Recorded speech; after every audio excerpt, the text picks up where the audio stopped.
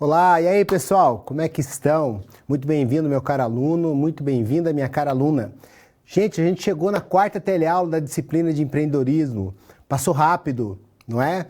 Veja só, até o presente momento a gente construiu um conhecimento bem relevante a respeito do que é esse campo de estudos que te torna protagonista da tua própria vida, que faz você ser alguém de destaque, quer seja na própria empresa, quer seja na empresa de terceiros, te torna um funcionário insubstituível. Não é muito legal isso, gente? Pois é, por isso que eu me animo tanto para dar essa disciplina. Veja, a gente aprendeu já que o campo de estudos do empreendedorismo envolve duas correntes principais, uma dos economistas, outras dos comportamentalistas, e que existem comportamentos que podem e devem sim ser desenvolvidos e aprendidos pelas pessoas. Esses comportamentos foram agrupados em três conjuntos: o conjunto realização, o conjunto planejamento e o conjunto de poder. E você percebeu que o intraempreendedor é aquele que desenvolve essas características todas do empreendedorismo dentro de uma empresa que não é a sua própria. Você também já sabe que quando a gente quer montar um novo negócio, precisa primeiro criar muitas ideias para selecionar aquela ideia que é a mais legal, a que tem mais chance de se transformar numa oportunidade de negócios, submetê-la a uma modelagem, nós te propusemos a modelagem Canvas, e depois responder aquelas hipóteses que são apresentadas na modelagem para constituir um documento formal, textual, tradicional, que é composto de capa, sumário, sumário executivo, e o sumário executivo é a sua seção mais importante.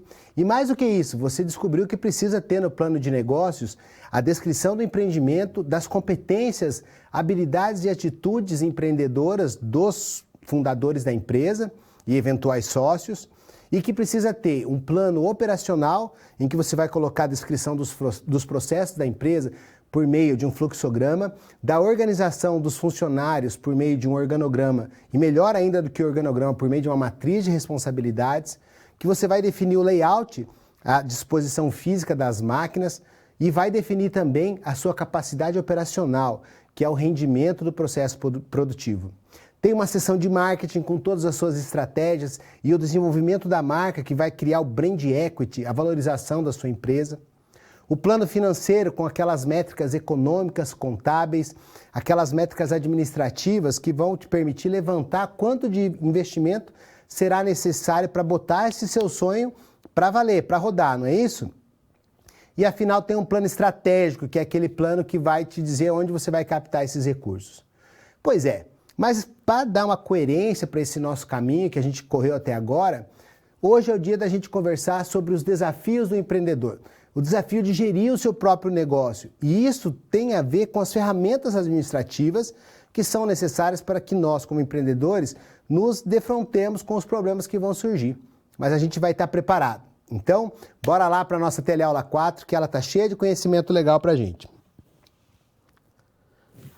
Então ela vai tratar dos desafios do empreendedor e a competência, então, é tratar da gestão do negócio. Vamos falar de processos novamente, da organização dos processos na empresa e, particularmente, vamos tratar de ferramentas de gestão. Vamos ver outras questões relacionadas à abertura de um empreendimento. Muito bem. Então, os desafios do empreendedor estão relacionados a gerar ideias, ao planejamento e colocar esse planejamento em ação. Foi isso que você aprendeu até agora.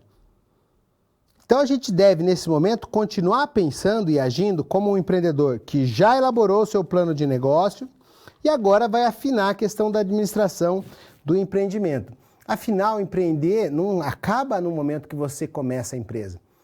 O empreendimento se sustenta ao longo do tempo por meio da aplicação das melhores ferramentas de gestão.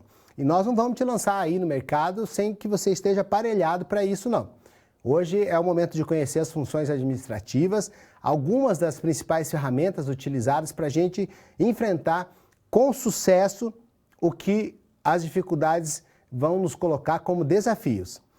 Tenho convicção que você vai se dar muito bem quando você fizer a aplicação dessas ferramentas.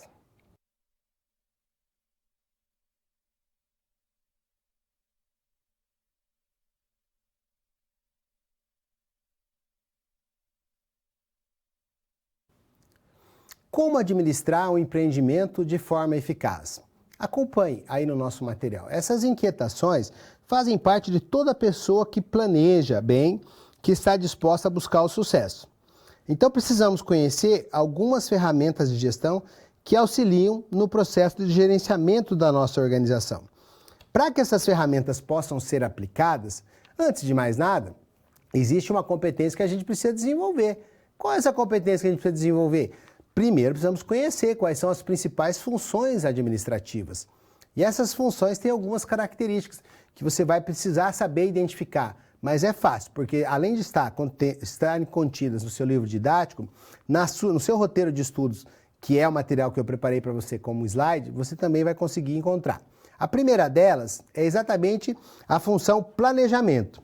A função planejamento se constitui da definição da missão da empresa, entre outras coisas. A missão da empresa, vamos fazer um destaque aqui. Missão da empresa é a principal razão de existir dela. Ela deve demonstrar qual é o propósito de existência daquela empresa. Qual é a angústia que ela vai resolver, ofertando soluções na forma de produtos ou na forma de serviços. Você já sabe que os produtos têm existência física, corpórea, né? Podem ser pegados, estocados, repetidos na produção e seu maior valor é produzido nas fábricas. E os serviços, de outro lado, não têm essa existência física. Os serviços são aquelas tarefas, aquelas atividades cujo maior valor acontece exatamente durante o processo. Então, o consumo e a produção dos serviços são simultâneos. Essa é a missão. A missão é dizer para o que a sua empresa serve, qual é a angústia que ela vai resolver. Ainda nessa primeira função, você vai encontrar que você deve definir objetivos, definir planos para alcançar esses objetivos e programar as suas atividades. Na segunda função, que você pode acompanhar aí nesse quadro à direita, a organização, coloca um asterisco, que essa é muito cobrada, beleza? É aqui que você vai dividir o trabalho, as estações, o fluxo das tarefas, vai designar os responsáveis por cada atividade, agrupá-las em órgãos e entregar a sua execução a determinados cargos. Também é na função organização que nós alocamos os recursos e estabelecemos as autoridades e as responsabilidades. Mas tem mais duas funções. Existe uma função que é a função direção. É na função direção que a gente designa as pessoas e coordena os esforços. Aqui é aquela função que vai nos levar à liderança. A gente orienta, a gente lidera, a gente dá exemplo, a gente proporciona um caminho para ser seguido, indicando as direções que vão nos levar ao sucesso profissional. Então, é nessa função. Voltando aí para o seu material, ela inclui todas essas tarefas de comunicar, motivar os seus liderados, liderar e orientar. Mas, afinal, é importante que exista controle na organização. Então, a quarta função administrativa é exatamente o controle.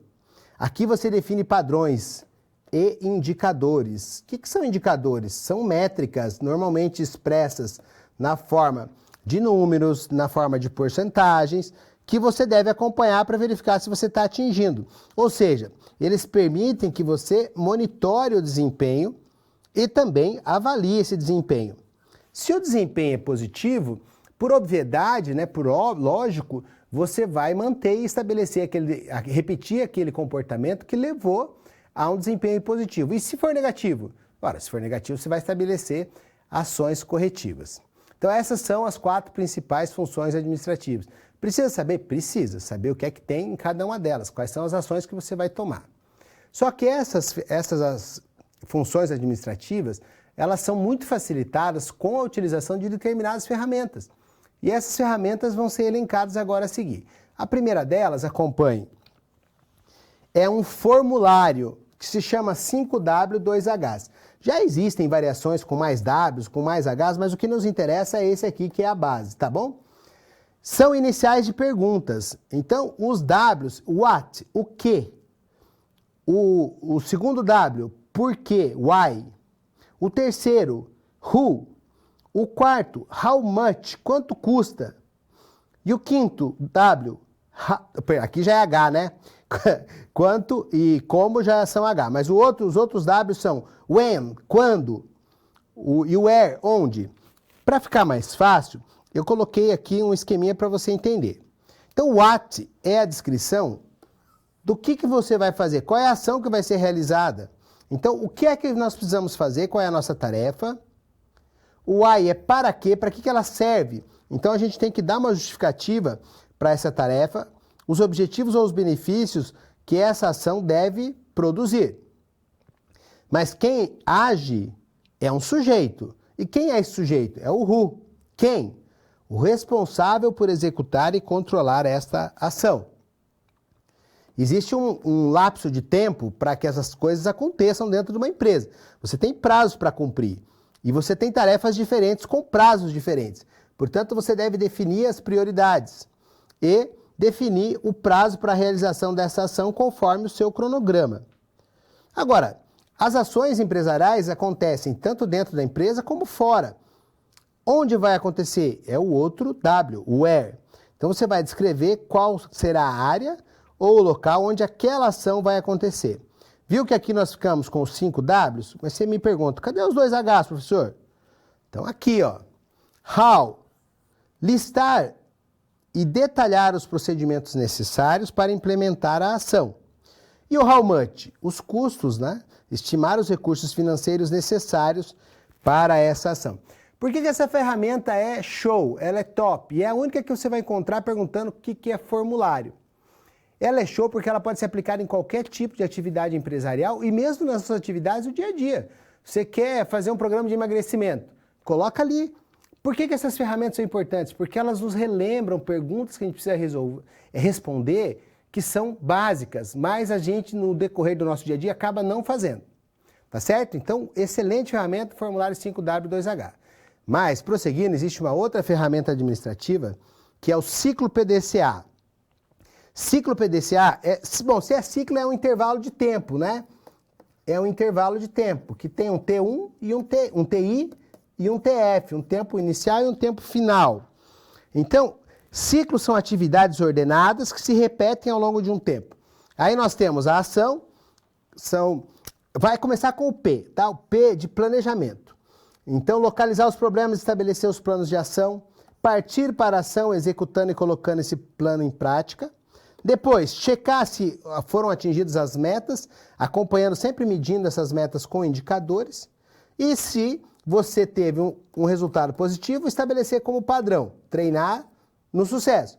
E se o resultado foi negativo, você vai ter uma ação corretiva nesse insucesso. Então, são essas as etapas que nós seguimos para fazer o ciclo PDCA. E é importante que, ao final de um ciclo, você recomece com o próximo. Então, as etapas do ciclo PDCA se encerram e recomeçam logo depois de finalizar o primeiro ciclo. Essas sucessivas ações planejadas, em que você planeja, você realiza, controla e age para corrigir, vão te ajudar a fazer as coisas com técnica.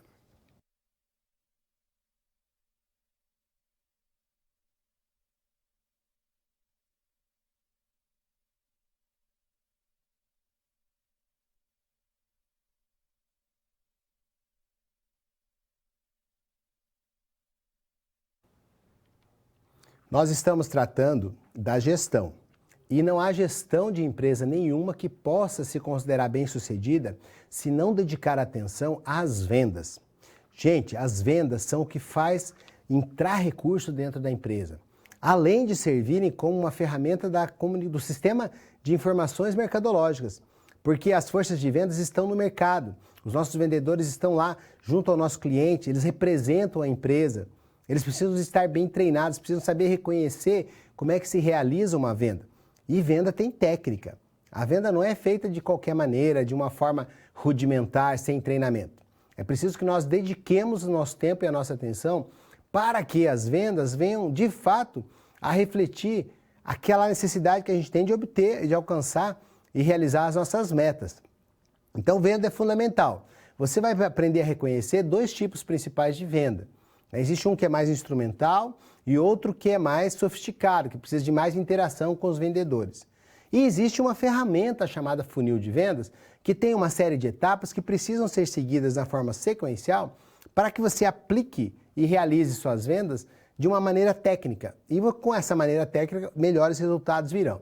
Então, vamos tratar agora do assunto vendas. É muito importante para que uma venda seja bem feita, que você caracterize bem o perfil. Você tem que conhecer o perfil do cliente para saber tratar, não é? Então, você tem que entender as suas necessidades, conhecer o seu comportamento de compra, como é que é o comportamento do seu consumidor. Mas como é que você faz isso para depois poder vender? Ora, respondendo algumas perguntas. Selecionei para você, ó. Quem que toma a decisão de compra do cliente? Quem influencia essa decisão? Quando o cliente pretende comprar? Ou prefere, não é? Quanto ele gasta com esse tipo de indústria? Onde esse cliente está e que locais ele frequenta? Tem vários papéis. Se você acompanhar o raciocínio comigo, você vai entender. Então, veja só, eu chego em casa e meu filho fala para mim, olha, pai, preciso de um computador novo. Eu falei, verdade, você precisa de um computador? Então, quem está iniciando o processo, reconhecendo a necessidade, é o meu filho. Ele está falando comigo porque possivelmente serei eu quem vai pagar, vai tomar a decisão de compra, se compra ou não.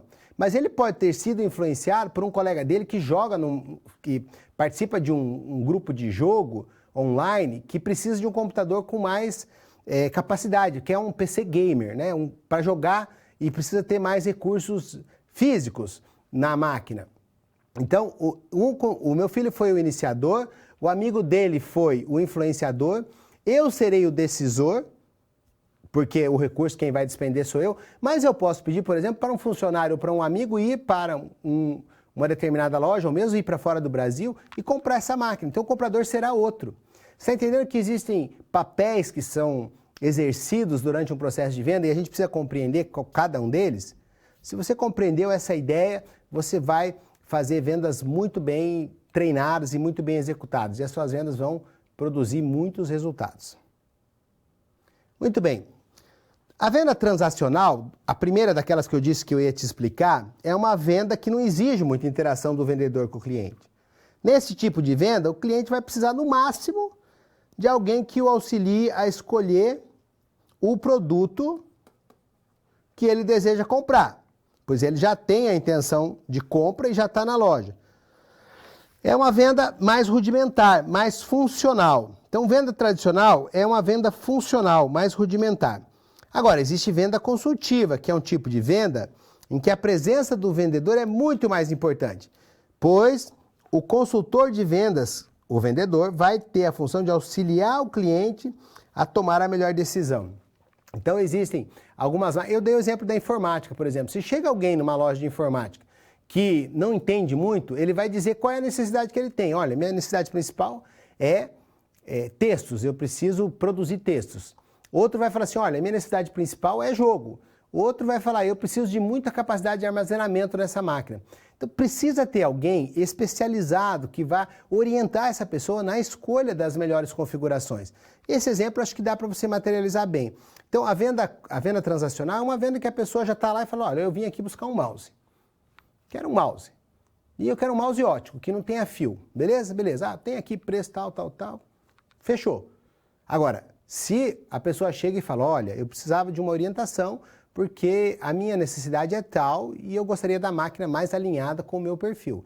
Aí você precisa ter um vendedor com mais conhecimento, mais capacidade técnica, com sensibilidade e feeling e sentimento para se colocar no lugar do cliente e escolher aquela configuração que vai resolver a angústia gerada pelo problema que o cliente tem. Vamos adiante falando sobre vendas, porque agora eu gostaria de te apresentar o funil de vendas. Olha, naquela parceria de sempre que a gente vai encerrar, estamos na quarta teleaula, a gente vai continuar até o final. Então você coloca aí um asterisco, porque eu não tenho dúvida que nas suas avaliações, concursos, exames, você vai encontrar uma questão a respeito de uma dessas etapas para você saber reconhecer. Então, a primeira etapa qual que é? Eu tenho que sair atrás dos clientes, não é? Preciso identificar quem tem os recursos necessários para pagar aquilo que eu vendo, quem tem interesse, quem pode estar precisando. Então, eu preciso fazer o quê? Procurar, prospectar. A primeira fase, acompanhe aí, é justamente a prospecção. E na fase da prospecção, eu vou identificar potenciais compradores. Quem é que tem os recursos necessários para poder comprar Depois eu preciso qualificá-los. Qualificar é semelhante a uma validação. Então eu preciso saber, olha, essas pessoas que eu identifiquei, elas realmente conseguem pagar pela minha solução? Elas realmente vão precisar da minha solução? Então, na qualificação você valida, você vai confirmar se você escolheu a pessoa que tem condições de vir a ser um usuário do produto ou do serviço que você produz. Então, segunda fase, qualificação, isso. Agora vamos para a apresentação do produto. Gente, apresentar produto é algo mais sério do que do que parece, né? Não é somente chegar lá e entregar, mostrar. Você tem que tirar todas as dúvidas dos clientes e ter sensibilidade, inclusive, para levantar dúvidas que ele pode não ter nem manifestado, mas que você, pela sua experiência de outros clientes, você já sacou que eventualmente ele pode ter e não está falando. Quanto mais você sanar as dúvidas dele, mais chance você tem de vender. A fase seguinte da apresentação é uma fase de maturação e de acompanhamento mesmo do processo, esperando, dar um tempo para ele amadurecer a ideia da compra. Depois vem a fase da negociação. Aqui é uma fase que o cliente já decidiu, tá certo? E agora a gente tem que ter, ele vai pedir desconto, está negociando, né? É a fase em que o cliente vai pedir desconto. E você deve ter as respostas valorizando os atributos do produto. Aí você vai passar para a fase de fechamento, que é a fase que ambos concordam com as condições. E o pós-venda é dar uma assistência depois que tudo isso já aconteceu.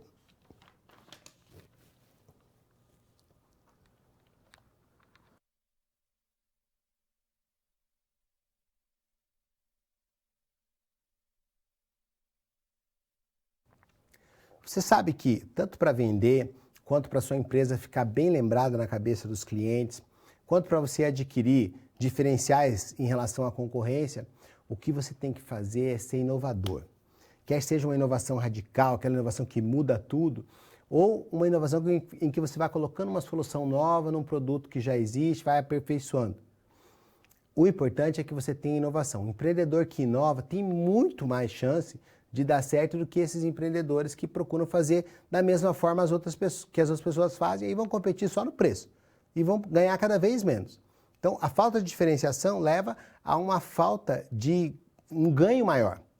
Então, vamos redefinir aqui, mais uma vez, o que é inovação. Então, é o processo de estimular a criatividade para gerar ou agregar valor de jeito novo. Novos produtos, serviços, negócios. É o resultado. Olha, eu já falei isso para você antes, mas eu vou destacar de novo. Inovar é o resultado da soma da criatividade, só que sem você colocar energia e recursos, as ações, elas não vão produzir resultados favoráveis para a empresa. Então, criatividade, mais energia, mais recurso, resulta em ações que produzem resultados favoráveis.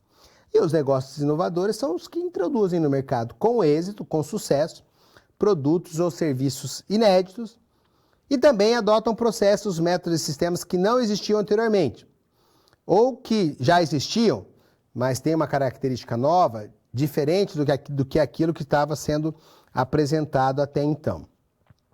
E há, de fato, muitas fontes de inovação, mas você sabe qual é a maior fonte de inovações, de ideias, para ideias que a sua empresa pode ter? Você vai se surpreender, mas é por isso que a gente destaca tanto a ação do intraempreendedor. Uma pesquisa, vai aparecer para você aí, uma pesquisa revela que a maior fonte de inovação para as empresas são os próprios funcionários. E os próprios funcionários foram citados em 41% dos respondentes desta pesquisa. Os parceiros ficaram logo depois, com 38%. Clientes, veja como é importante você ter uma boa interação, 37%. E todos esses stakeholders ou parceiros interessados no negócio foram mais importantes para gerar inovação até mesmo que os próprios consultores. E aí tem um gráfico para você estabelecer essas fontes de ideias de inovação para a empresa. Mas o que precisa destacar nesse gráfico aqui? Que a maior parte das ideias para inovação nas empresas vem daqueles funcionários intraempreendedores que são estimulados dentro da empresa a produzir resultados melhores. Isso só acontece se a empresa adotar uma cultura de inovação. Se a empresa facilitar os processos, for mais flexível, tirar ao peso das responsabilidades descritas dos cargos para dar algum grau de autonomia e empoderamento aos seus funcionários para que eles se sintam à vontade para superar barreiras emocionais de críticas que podem vir a receber e que sejam estimulados com muita intensidade a se manifestar. Os funcionários precisam ter voz. Por quê? Porque as pesquisas revelam que a maior fonte de criatividade, de ideias novas para a criatividade e para a inovação, advém desses funcionários. Então, vamos acompanhar aí que a cultura de inovação é a promoção de um ambiente onde haja um processo de geração de ideias e soluções criativas e sustentáveis para o empreendimento. Asterisquinho aí, que isso aí também é bacana para cair. E a inovação? Você se recorda que o marketing tinha os 4 P's, não é? O mix marketing, praça, produto, preço e promoção. O povo gosta de 4 P's no empreendedorismo, no marketing. E a inovação tem 4 P's, ou seja, são 4 segmentos importantes que cooperam para que a inovação de fato aconteça. Então acompanhe aí os 4 P's e eu vou te falando cada um deles. O P de processos diz respeito, o P de propósito diz respeito, primeiro aí, tá? Propósito. Diz respeito aos objetivos da inovação. Qual é a angústia que ela soluciona? O P de processos diz respeito aos procedimentos. É o como. O que é que eu preciso fazer para que a inovação aconteça? Para transformar as ideias em resultados. Procedimentos para que ideias se tornem resultados. Mais do que isso, a gente tem as pessoas. Quem é que é criativo? São as pessoas. Existe um sujeito. Então, a gente precisa identificar colaboradores dentro da nossa empresa. Colaboradores alinhados com a inovação. Gente que tem vontade e predisposição para inovar. E também temos o P de políticas. O que são as políticas? Estão relacionados com as condições que a empresa precisa dar para que a inovação realmente possa acontecer. Condições para a inovação. É a cultura da inovação. Então, os 4 P's da inovação são propósitos, objetivos, procedimentos. Os processos são os procedimentos. As pessoas, identificação de colaboradores alinhados com esse perfil. E as políticas, as condições para a inovação. Gostaria de dar um exemplo de inovação que vai arrebentar nos próximos anos aí, já está fazendo muito sucesso. Diz respeito à nanociência e à nanotecnologia. Nano vem do tamanho, mas muito microscópico. Coisas e matérias manipuladas num tamanho que chega a ser 1 bilionésimo do metro. O que acontece e por que essa escala nanométrica é tão importante? Porque nessa escala, os compostos físicos adquirem propriedades intermediárias. Ou seja, a madeira que a gente utiliza para alguma coisa tem uma outra utilidade.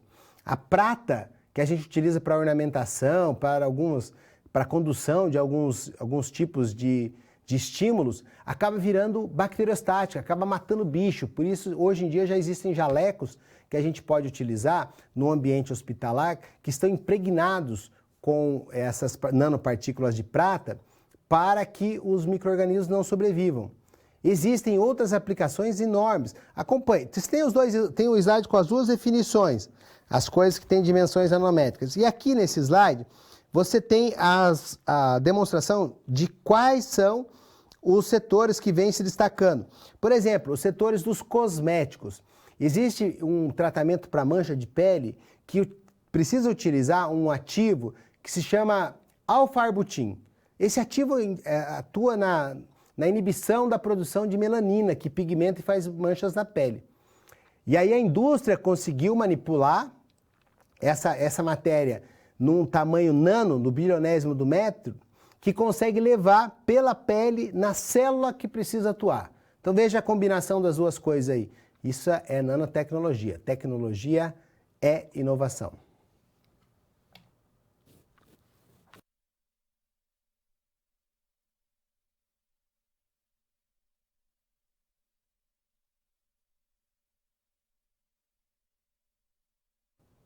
A primeira situação problema dessa nossa última teleaula, vê se pode, gente, última já, é ajudar um empreendedor que se pergunta, como ser inovador? Ora, se ele está se perguntando, nosso papel é responder. Bora lá? Vamos responder para ele como é que ele pode ser inovador. Primeiro, ele precisa saber o que é inovação, que é o processo de ser muito criativo, mas tornar essa criatividade algo que seja útil para as pessoas. Então, é o processo de estimular a criatividade para gerar ou agregar valor para a empresa de jeito novo. Novos produtos, serviços, tem que ser diferente. Então, vamos somar a criatividade, como a gente viu anteriormente, com ações. Energia na criatividade, ativar essa criatividade, potencializar, porque ela tem que ter uma aplicação de utilidade que os nossos clientes vão trocar pelos seus recursos. Bom, até aí não tem dúvida, porque eu estou falando isso desde o nosso segundo encontro.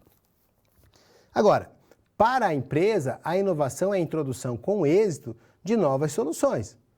Quando a empresa consegue, combinando o que já existe, utilizando todas as formas da criatividade, a imaginação, a fantasia, a descoberta, o insight, a invenção ou inovação, a empresa vai conseguir agregar valor para si própria e para os terceiros que vão comprar a solução inovadora que ela tem. Então acompanhem essa definição que está aí no slide, que a inovação é a introdução com êxito, não somente de produtos ou serviços, mas de novos processos, novos métodos e sistemas que não existiam antes. E agora, com alguma pimentadinha de alguma coisa nova, diferente, vai vir perturbar o mercado. Então, se está presente nas atividades científicas, tecnológicas, organizacionais, financeiras, comerciais e mercadológicas. Qual que é a exigência? O mínimo para a gente considerar que é inovador é que o produto seja ou novo ou substancialmente melhorado para a empresa em relação aos seus competidores. O que eu preciso fazer para que a inovação de fato seja algo que se transforme num diferencial competitivo? Eu preciso que a inovação, que a inovação que eu estou colocando no meu produto seja perceptível num grau suficiente para me diferenciar dos meus concorrentes, para fazer com que o cliente, que é o cara que tem a grana para trocar pela minha solução, prefira a minha solução e não a do meu concorrente.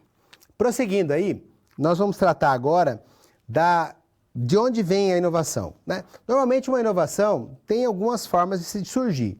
Ela pode advir de uma pesquisa básica que consumiu altos valores monetários. Por exemplo, na construção de um medicamento. Para você poder ter um medicamento novo, um princípio ativo novo, tem que construir laboratórios, tem mão de obra especializada, e esse povo não trabalha por uma remuneração baixa. Então, uma vacina, um novo aparelho celular, um motor de automóvel com mais rendimento, com mais potência, um drone, programas para computadores e aplicativos obviamente, são exemplos de inovação. E ainda, nós estamos tratando da inovação, então nós podemos dizer que além de algo novo, a inovação também pode ser resultado de uma nova aplicação para produtos já existentes. E isso exige menor investimento. O drone mesmo.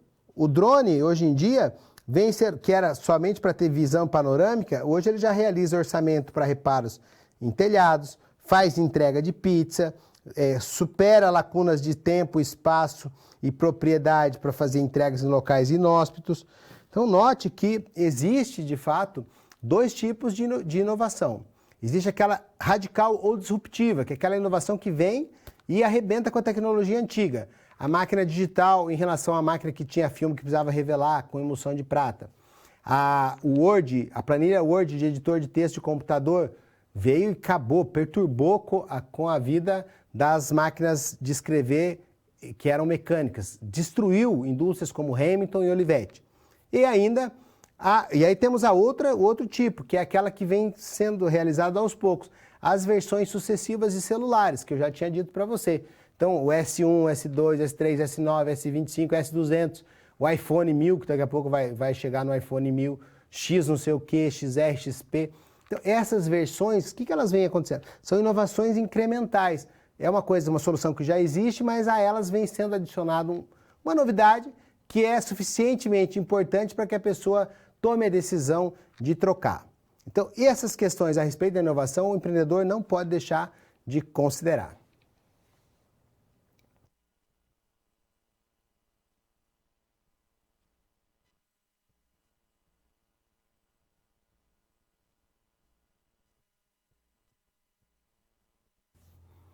Eu separei para você um negócio que até pouco tempo atrás era só fantasia. Eu me recordo de muito jovenzinho, criança, ter visto filmes que antecipavam isso como uma ficção científica. O fato da gente poder produzir coisas em casa a partir de uma impressora. Está tão desenvolvido esse segmento e é uma forma tão inovadora de você produzir soluções e de não depender da indústria com a utilização das tecnologias da informação e da comunicação, que hoje em dia se faz até carro a partir de uma impressora 3D. E aí, para exemplificar a inovação, para você guardar bem na sua cabeça, o seu amigo colocou lá um vídeo para você fixar isso aí legal. Vamos embora lá assistir.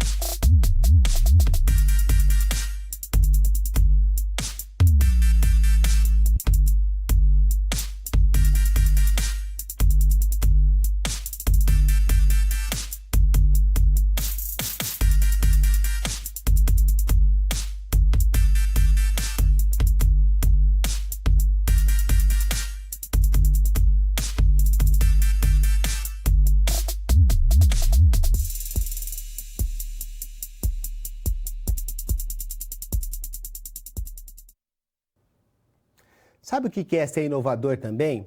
É ter disponibilizado para si uma plataforma que se chama Desafio Nota Máxima, ou nosso DNM.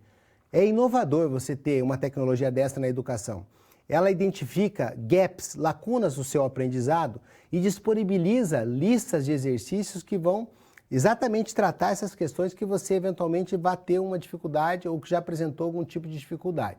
Então é muito importante que você, meu querido aluno, minha querida aluna, que você acesse o site www.desafio Nota Máxima para que você possa fazer um diagnóstico que tem lá e a partir desse diagnóstico serão liberadas listas de exercícios que são personalizados para cada um de vocês. É ou não é uma inovação na tecnologia da educação? E você não pode ficar fora dessa, porque você vai aplicar isso para desenvolver e potencializar os conteúdos relevantes que você vai utilizar quando você for desafiado por alguma tarefa na sua vida profissional. E, particularmente, também na sua vida acadêmica, não é isso? Então, não deixe de acessar o Desafio Nota Máxima. Você vai ter ali a chance de ser apresentado as listas de exercícios, logo depois que você fizer o diagnóstico, listas de exercícios que vão trabalhar e depurar, vão refinar o seu aprendizado, porque eles identificam exatamente as lacunas de aprendizado que você tem, tá certo? Muito bem, então, galera.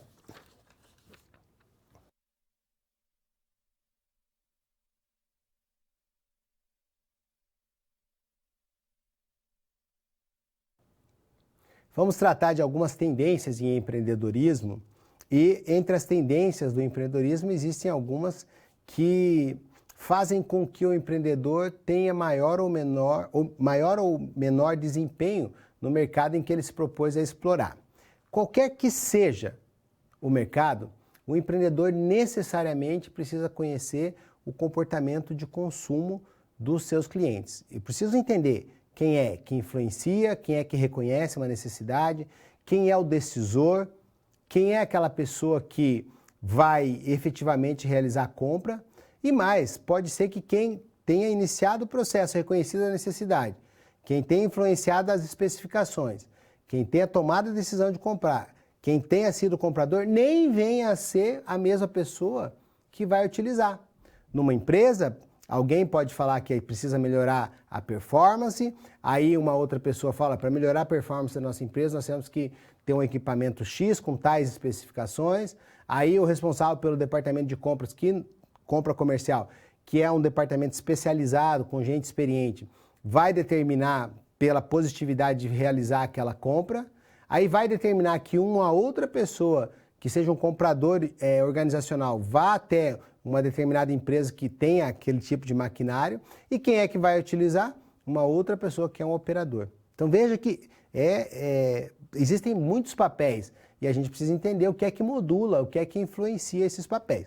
Então o nosso assunto agora, eu vou apresentar um quadro que está bem analítico, tem muitas informações, eu vou destacar algumas delas, depois você vai ler esse quadro com detalhes nos seus estudos, tá certo? Mas é só para você reconhecer o quanto é importante o estudo do comportamento do consumidor. É tão importante que quase todas as ciências, de alguma maneira, contribuíram e reconhecem que conhecer o comportamento do consumidor é fundamental para as atividades que a gente desenvolve. Acompanhe. Veja só, aí você tem uma sequência de uma porção de ciências que se deparam e que se debatem com esse assunto. Então, a psicologia social estuda o comportamento do indivíduo em grupo e contribui. A sociologia contribui com o estudo do homem na sociedade e as interações sociais. A economia estuda os fatores que regulam o mercado, as variações da demanda, estuda a renda, os preços e as preferências. E a psicologia? Os fenômenos psíquicos e do comportamento dos indivíduos. O marketing estuda como tornar lucrativa e sustentável a relação de troca entre consumidor e mercado. Ora, a relação o jogo do ganha-ganha. O marketing estuda como trocar esses produtos de uma forma que o cliente se sinta plenamente satisfeito e que o que ele pagou e que ele investiu em recursos tem exatamente o retorno que ele esperava.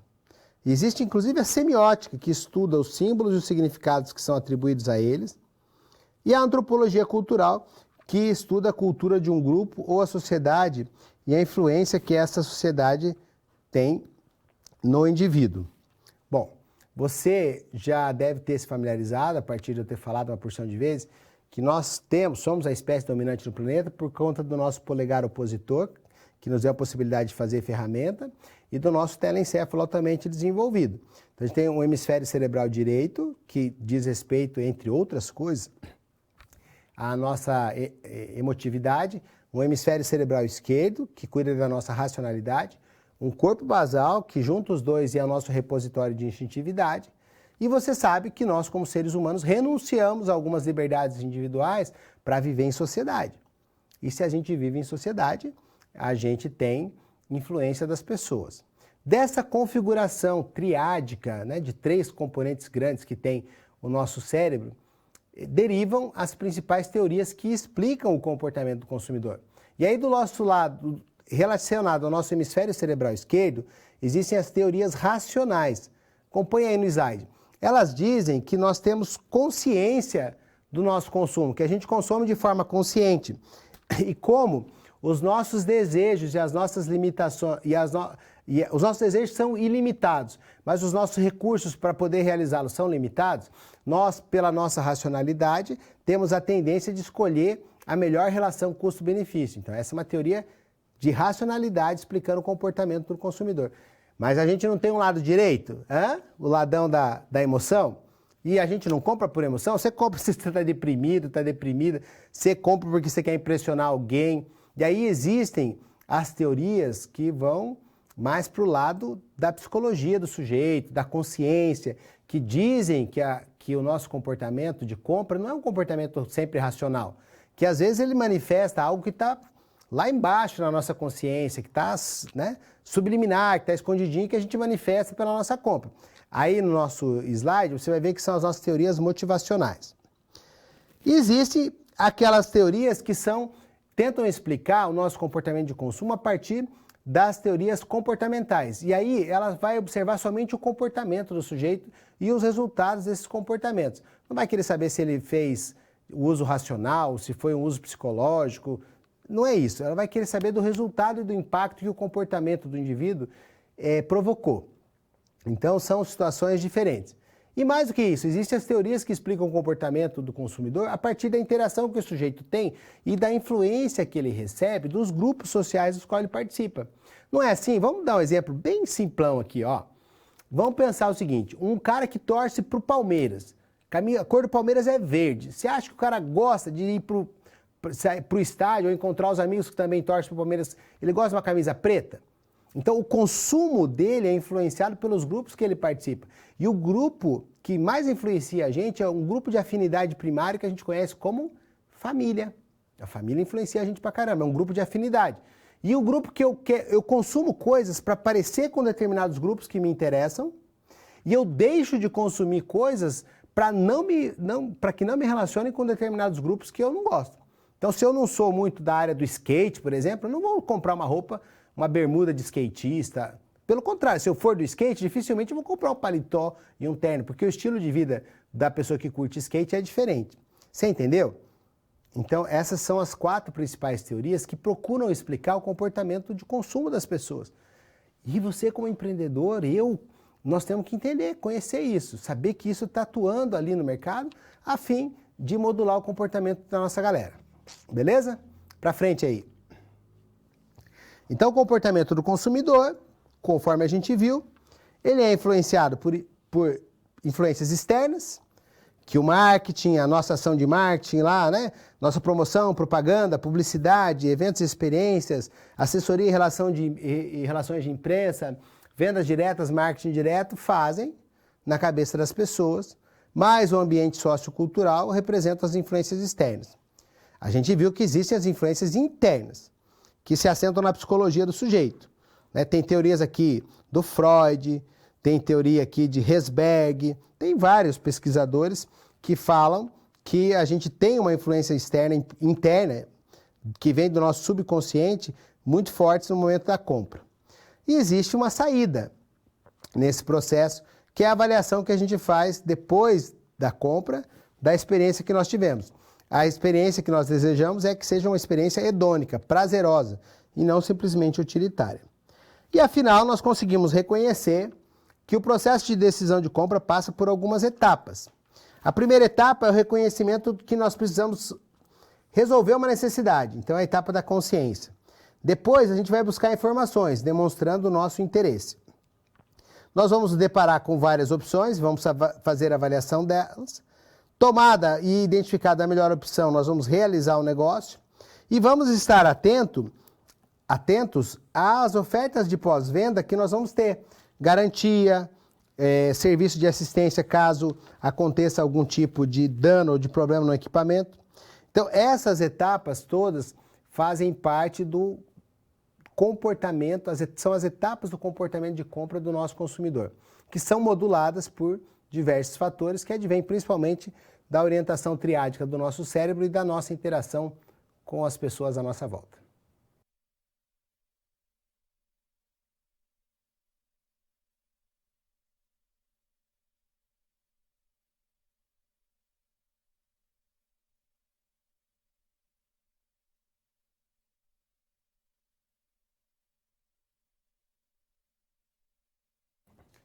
Você já deve ter ouvido falar do termo startup. A rigor, startup é empresa nascente, empresa que está começando. Mas as startups, elas adquiriram um significado mais voltado para empresas tecnológicas e mais voltados para empresas que se preocupam menos com o produto e mais com o jeito de gerar valor. Então, não importa o que eu vá vender, o que faz a empresa dar certo é o jeito como eu vendo. Não importa que eu oferte solução A, B ou C. O que importa é o jeito que eu disponibilizo essas soluções para as pessoas. Então, nós podemos afirmar que uma startup é um grupo de pessoas que tem um modelo de negócios, que é o jeito como essa empresa vai ganhar dinheiro, que tem as características de ser escalável, repetível e que estão preparados para trabalhar num ambiente de incerteza. Acompanhe, porque essas definições vão ficar bem mais fáceis com os exemplos que eu preparei para você. Então, startup, essas empresas inovadoras, são empresas recém-nascidas que procuram a inovação em qualquer segmento do mercado por meio do desenvolvimento de um modelo de negócio. É o jeitão de fazer, não o que faz. E que essa empresa tem previsões concretas de crescimento numa escala bem grande e que possa ser replicado. Significa dizer que a startup é um grupo de pessoas à procura de um modelo de negócios que possa ser repetido e que possa crescer rápido, muito grande, ganhar escala, ficar grande rápido. Lógico que isso tudo acontece em situações de extrema incerteza. Mas vamos lá, o que é um modelo de negócios? É o jeito como a startup gera valor, como ela transforma seu trabalho em dinheiro. Olha o exemplo que está aqui. Um dos modelos de negócios do Google é cobrar por cada clique nos anúncios mostrados nos resultados de busca. É o mesmo modelo do Buscapé. Um outro exemplo, o modelo de franquia. Você paga royalties pela marca da franquia, mas, por outro lado, você tem uma receita de sucesso, um caminho que já foi trilhado e o suporte do franqueador. Isso aumenta suas chances de gerar lucro? Aumenta. O modelo de negócios da franquia é esse. O modelo de negócio do Google é cobrar por clique. Não é de quem ele cobra, é como ele faz a geração de valor da sua empresa. Ser repetível significa ser capaz de entregar o mesmo produto novamente, sem escala, numa escala ilimitada, sem limitações. Não precisa customizar muito ou adaptar para cada cliente. Então isso acontece quando a gente vende a mesma unidade do produto várias vezes ou tem sempre disponível. Quer ver um exemplo bem simples, né? Uma analogia? Venda de filme. Eu não consigo vender a mesma unidade de DVD várias vezes, não é? Porque eu vou ter que fabricar muitas vezes. Mas é possível com o modelo ser repetível com o modelo pay-per-view. O mesmo filme é distribuído repetidamente para qualquer pessoa que queira pagar por ele. E isso não impacta na disponibilidade do produto. Não tem que criar outra cópia. É o acesso à mesma cópia do filme. Então veja a diferença. Para vender o DVD, eu precisaria fabricar milhões de DVDs para vender para todas as pessoas interessadas. Mas no modelo pay-per-view, eu tenho apenas uma única apresentação do filme e todo mundo que pagar vai poder assistir. Então vê como isso é repetível. Agora vamos ver o que é ser escalável. Acompanhe. É a chave da startup. Significa crescer muito, cada vez mais, sem que isso trave, influencie o modelo de negócio. Cresce na receita, mas os custos crescem menos rapidamente, muito mais lentamente. Então a margem vai sendo cada vez maior, acumulando lucros e gerando cada vez mais riquezas. As startups são, de fato, bastante interessantes. Então, grandes empresas tradicionais, de vez em quando, não conseguem saber no que elas vão inovar. Sabe o que elas estão fazendo? Elas estão procurando as startups que são fontes de soluções criativas para encontrarem essas novas tecnologias, os novos jeitos de fazer as coisas, e aí elas agregam isso aos seus portfólios. Então, hoje em dia, as startups, as empresas inovadoras, elas já são a matriz, a base para que as empresas tradicionais adquiram e busquem as inovações. Então, as startups são fontes de inovações para empresas tradicionais. E aí, como esse sistema é muito dinâmico, né? Já tem empresas cujo modelo de negócios é fazer com que as grandes empresas encontrem as startups. Olha que louco isso! Não é muito legal? Então, a própria dinâmica do relacionamento entre as empresas de tecnologia nascentes, que têm modelos de negócios novos e trabalham com inovação, de ser fonte para as empresas grandes, que são mais engessadas, mais amarradas, criou um tipo de empresa cujo modelo de negócio é fazer o encontro das duas, que a gente conhece como aceleradoras. Eu gostaria de dar um exemplo para vocês de startup. Aqui no Paraná, recentemente, houve um reality show chamado Rocket. O Rocket escolheu algumas startups e fez lá um tipo de convivência entre elas, e a vencedora chama-se Bike Station. Olha que interessante a ideia deles. Eles trabalham com vending machines. São aquelas máquinas que você coloca dinheiro e obtém um produto nela, tudo automatizado, não precisa ter um funcionário, você já economiza gasto com isso. E a Bike Station se especializou em soluções para quem é meio aventureiro, para quem gosta de pedalar. Então, tudo que você tem de necessidade numa atividade de ciclismo, o isotônico, o alimento, a barra de proteínas, ferramentas para você consertar um pneu, tem tudo dentro da maquininha nos trajetos, e eles deixam nos trajetos que os ciclistas fazem. E eles já estão franqueando, estão atuando em 3 estados já: Paraná, São Paulo e Santa Catarina. Não é legal? Isso é uma startup. Isso pode crescer? Pode. Pode ir para o Brasil inteiro, inclusive para outros países. a partir da mesma solução que eles adotaram.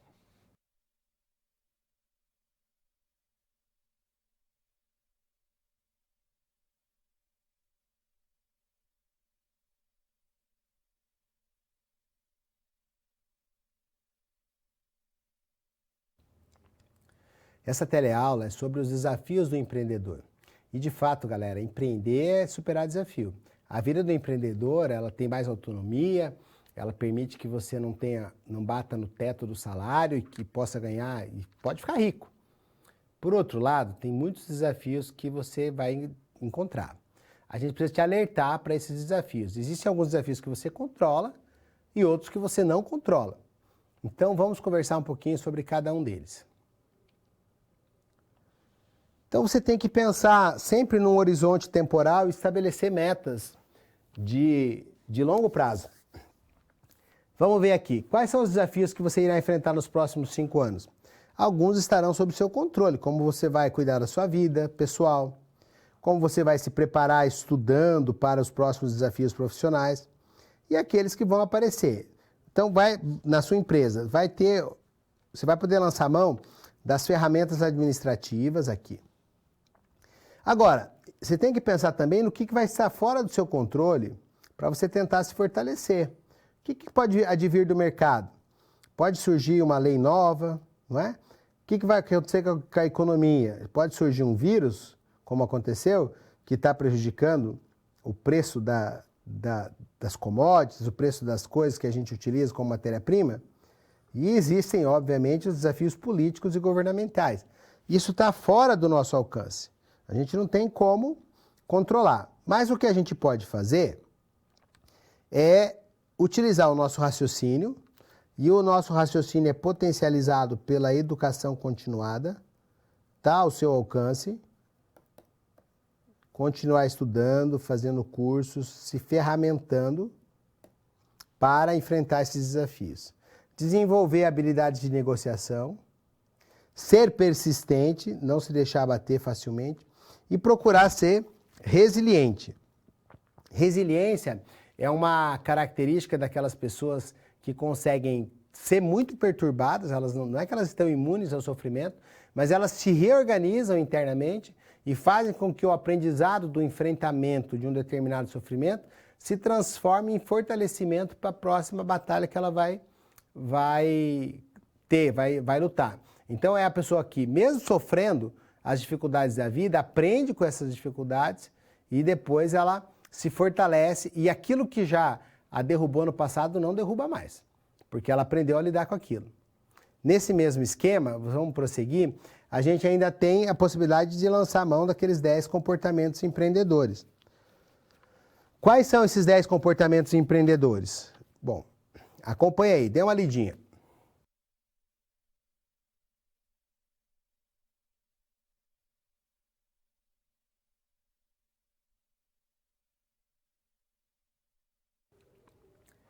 Os comportamentos que foram agrupados naqueles 3 grandes conjuntos depois que a ONU os identificou para que eles pudessem ser desenvolvidos e treinados.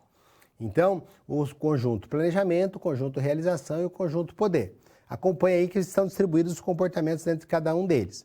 No realização, não é? Busca de oportunidades, correr riscos calculados, exigir qualidade e eficiência, ser persistente e comprometido. No planejamento, tem 3. Buscar informações, estabelecer metas e sistematicamente ir planejando e monitorando os resultados alcançados para que essas metas possam ser atingidas. Isso tudo é muito potencializado se você tiver capacidade de convencer as pessoas pela persuasão e rede de contatos que fazem parte do conjunto poder, junto com a independência e autoconfiança que vão te fazer superar as barreiras de julgamento que as pessoas podem eventualmente colocar para a sua vida, não é isso?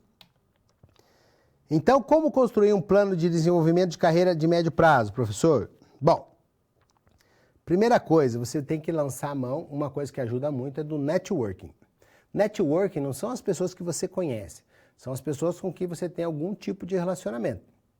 Quanto mais você tiver networking, mais acesso a informações privilegiadas você vai ter, mais possibilidade de encontrar financiamento você vai ter, mais possibilidade de criar um mercado, uma clientela maior. Então, networking é muito importante. Você precisa ser conhecido, frequentar lugares, ir a feiras, participar de congressos, apresentar os seus projetos, a fim de que você possa conectar-se com o maior número possível de pessoas. E você deve também desenvolver, a partir desse networking, o seu capital social. Acompanhe. O que é esse capital social?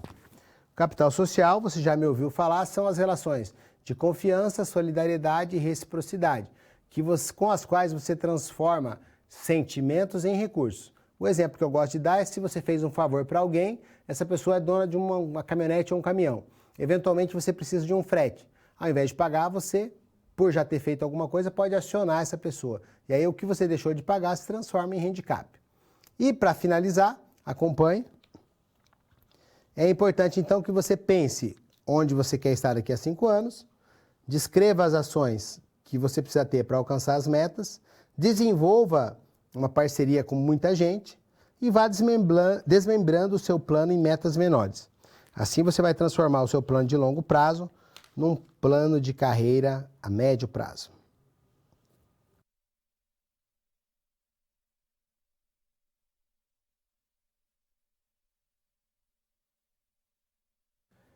Nossa segunda situação problema é uma situação problema que vem tratar dos riscos, dos desafios que o empreendedor enfrenta e como é que ele pode fazer para minimizar. Então, são conselhos práticos para que a gente diminua os riscos do nosso negócio. Acompanhe. Você já sabe que você, como primeiro conselho para diminuir os riscos, você tem que entender o comportamento do consumidor, considerando que ele sofre influência de fatores culturais, como a cultura em que ele está envolvido, a subcultura e a classe social. Classe social é aquela divisão relativamente estável que existe entre as pessoas, conforme algumas características, não é? Existem os fatores sociais, que são os grupos de referência, como a família, que é um grupo de afinidade primário, e os papéis e posições sociais que as pessoas ocupam. Mas, como fatores mais específicos, nós temos os fatores pessoais. Cada pessoa consome de forma diferente, de acordo com a sua idade e estágio de ciclo de vida. Uma pessoa que esteja, por exemplo, casada e com filho, tem compromissos maiores do que um casal, por exemplo, cujo filho já se formou, já foi embora de casa e já casou. Agora sobra mais dinheiro, porque na época que ele era neném, gastava muito com fralda, com remédio. Então a idade e o ciclo de vida que a pessoa está interferem naquilo que a pessoa gasta. Existe um tipo de padrão de consumo para cada faixa etária e para cada ciclo de vida. Prosseguindo aí nos fatores pessoais, a gente tem a ocupação, se a pessoa está empregada ou não, suas condições econômicas, e estilo, personalidade e autoconceito. Temos os fatores psicológicos, motivação, percepção, aprendizagem, as crenças e atitudes, tudo isso modulando o papel do nosso cliente. Outro conselho, gente, amplie o capital social. Então, quanto mais relações de solidariedade, confiança e reciprocidade você tiver, mais chance de obter favores que se transformem em recursos para a sua empresa. Tente de todas as maneiras reduzir os seus custos fixos. Então você vai minimizar o seu ponto de equilíbrio. Elimina os desperdícios, evite diminuir despesas ou procure adiá-las. Reduzir o custo fixo é aquele custo que você tem independente se você está produzindo ou não. Então um custo fixo alto não é compensado necessariamente pelas receitas entrando. Prefira os custos variáveis, que são aqueles que só acontecem quando você vende, quando você tem uma encomenda. Isso é importante. Faça tudo o que você puder para reduzir os seus custos fixos. A próxima dica diz respeito a gerenciar e controlar duramente o capital de giro. O capital de giro você já sabe, não é? Eu te expliquei. Capital de giro é o volume de recursos que você necessita para iniciar e terminar o ciclo operacional. Ou seja, o que você precisa quando você compra as matérias-primas até que você receba as vendas que você faz. Então você pode comprar suas matérias-primas, levar um tempo para estocar, para produzir e vender com 30, 60, 90, 120 dias. E como é que você sobrevive nesse período? Com o capital de giro, que é o combustível, utilizando a metáfora de que a empresa fosse um veículo. Então o combustível do veículo é o capital de giro. E você tem que fugir dessas empresas de factoring, essas empresas que emprestam dinheiros a juros muito altos. Acompanhei. Então você vai evitar os bancos, quer seja para empresa, para empréstimo ou para desconto duplicado. Eles cobram por isso, não é? Não são bonzinhos. Lógico que uma equipe de vendas bem treinada vai te trazer mais resultados. Você tem que entender o consumidor 3.0. Professor, quem é o consumidor 3.0? É esse consumidor omnichannel. O que é omnichannel? Que utiliza vários canais. É o cara que está acostumado a mexer com o celular, que faz pesquisa pelo celular e vai fazer a compra na loja física. Que chega na loja física e confronta o vendedor dizendo que ele tem uma oferta melhor pela internet em uma outra loja. Então, o omnichannel é vários canais, é esse consumidor que utiliza todas as tecnologias que ele tem à sua disposição para interferir no processo de compra. Tem que entender esses caras, como é que eles funcionam, para você ofertar soluções que sejam alinhadas com as expectativas deles, porque é uma tendência que só vai aumentar. Ainda, mais conselhos. A gente deve investir em marketing. Você sabe que o marketing é a vitamina e o medicamento para a sua empresa. Então não tem empresa sem marketing, sem você comunicar que você consegue entregar soluções. Obviamente que você vai procurar minimizar investimentos. Entre comprar uma frota toda de veículos para fazer as entregas da sua empresa, você pode alugar, pode compartilhar, pode fazer leasing. São coisas mais baratas. Então, diminui o investimento para você não se sobrecarregar de despesas. Ainda, pense na possibilidade de ter sócios. Você já sabe que a complementação de experiências é a melhor razão para você estabelecer uma sociedade. E busque a formalização. Por que é importante você se formalizar, você ter uma empresa constituída, ser uma pessoa jurídica? Porque você vai ter acesso a financiamentos de maneira mais fácil, você vai poder dar nota fiscal, vai poder se candidatar a operar em mercados diferentes.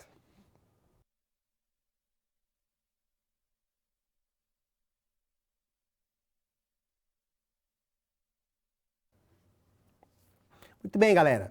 Nós estamos prontos para a nossa próxima etapa, não é? A partir de agora, a gente tem uma saída que diz respeito a nós refletirmos um pouco mais sobre o que a gente tem como disponibilidade para que a gente possa fazer as nossas operações como empreendedores. Vamos voltar para o nosso quadro? Isso. Nosso quadro aí diz respeito a gente fazer a aplicação de um Kahoot. O Kahoot é aquela interação em que eu daqui faço algum conjunto de perguntas e essas perguntas vão aí para você na forma de uma disputinha.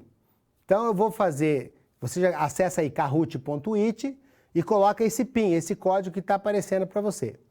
Assim que nós tivermos os primeiros jogadores, a gente vai começar a nossa disputa. Acompanhe.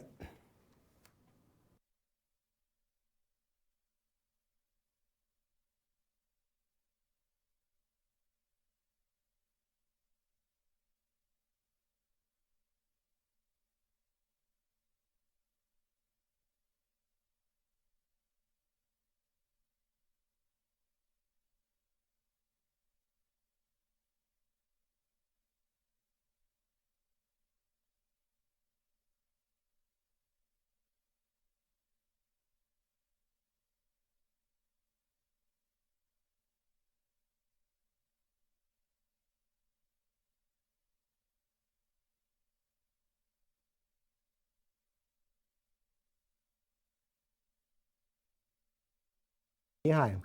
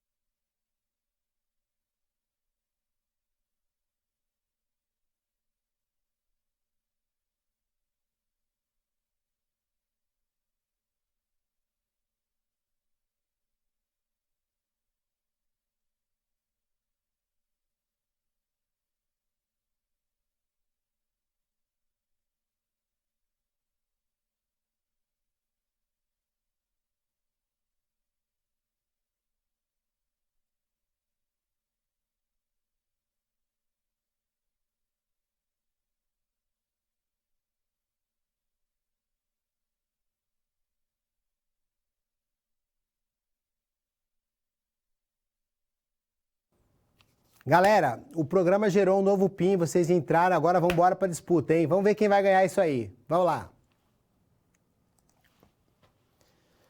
Primeira pergunta. Observem essa imagem. E a imagem refere-se a que tipo de habilidade que é fundamental para o empreendedor? Tem um velório e tem uma pessoa vendendo lenço no velório.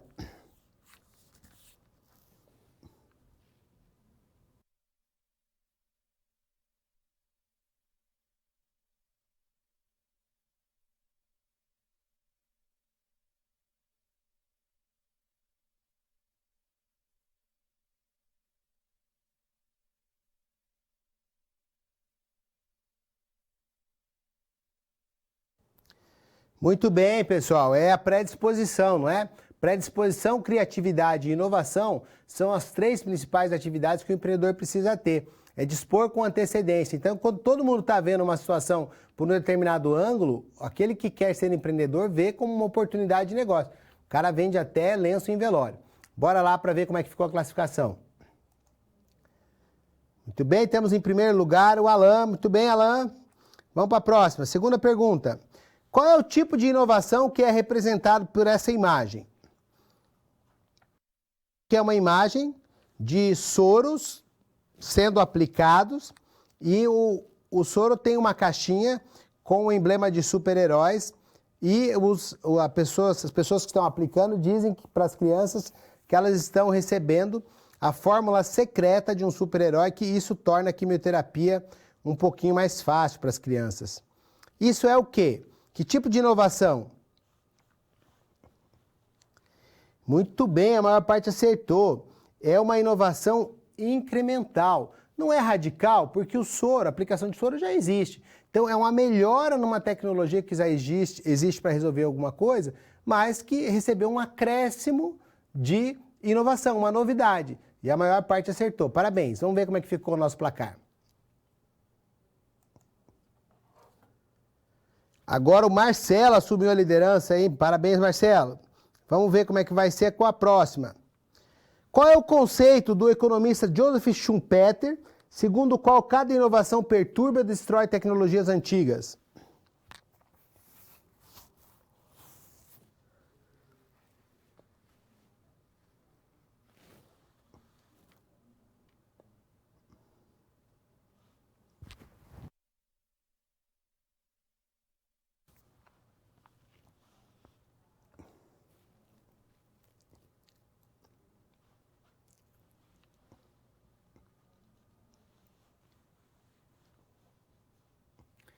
Aí, eu tinha expectativa mesmo que vocês fossem se dar bem nessa, porque em todas as teleaulas eu falei isso, né? Vocês não vão errar na prova, pelo amor de Deus, hein, galera? Vamos ver como é que ficou o nosso placar?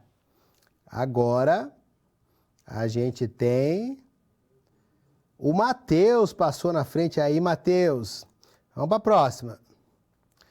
Como é o nome do sistema de gerenciamento que integra todos os dados e processos do empreendimento em um único sistema e gera indicadores para que possa ser feito esse acompanhamento? Então tem uma figurinha aí só para demonstrar todos os processos sendo integrados num único sistema.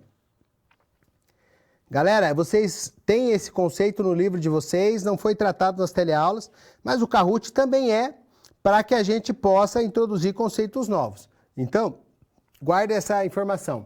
O Enterprise Resource Planning é um sistema que integra todos os processos num único sistema para facilitar a nossa... Você já sabe que toda empresa é uma grande coleção de processos. Então, esse sistema integra todos esses processos num único sistema e gera muitos indicadores expressos na forma de números, de tabelas, de percentuais que vão servir para que a gente possa verificar se está acompanhando o desempenho. Não está na teleaula, mas tem no livro, então pode ser que haja alguma questão. Eu fiz questão de dar um destaque nesse assunto para vocês. Tem que estudar, tá? No livro didático, o que é ERP, Enterprise Resource Planning. Vamos para o final? Vamos lá. A classificação ficou assim... Seven Lakes. Oxe, deve ser 7 lagoas, né? Povo chique. Tá bom, essa é brincadeira, mas é para mostrar um vídeo para vocês legal. Qual que é a disciplina melhor que vocês já tiveram até hoje no curso de vocês nesse semestre? É a minha, né? Só teve ela por enquanto. Mas Qualquer asserção que... Preste atenção no vídeo, tá? Vejam esse vídeo.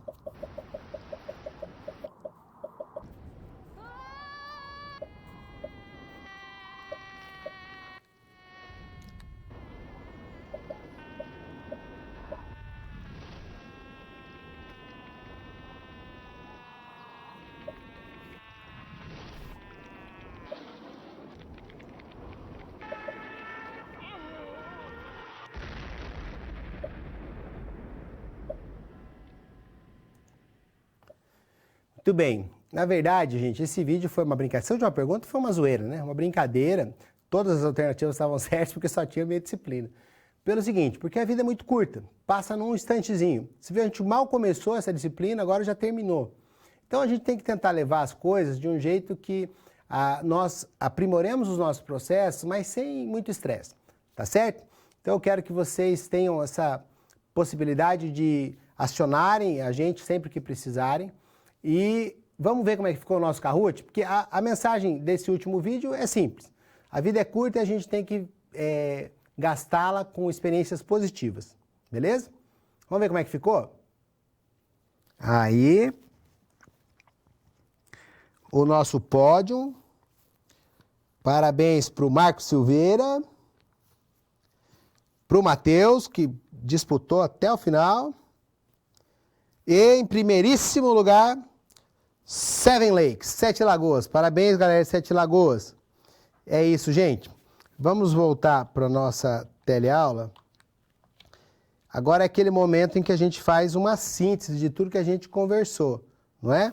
Então você viu na teleaula de hoje que a gestão do negócio é muito importante, se utiliza de várias ferramentas e que as vendas são estratégias essenciais para o seu negócio, que o negócio só dá certo se tiver inovação tecnológica, para que você possa saber que tipo de inovação você vai aplicar, né, na sua empresa, você tem que compreender o comportamento do consumidor e que você tem que se planejar para os desafios futuros, quer sejam os que você controla ou os que você não controla.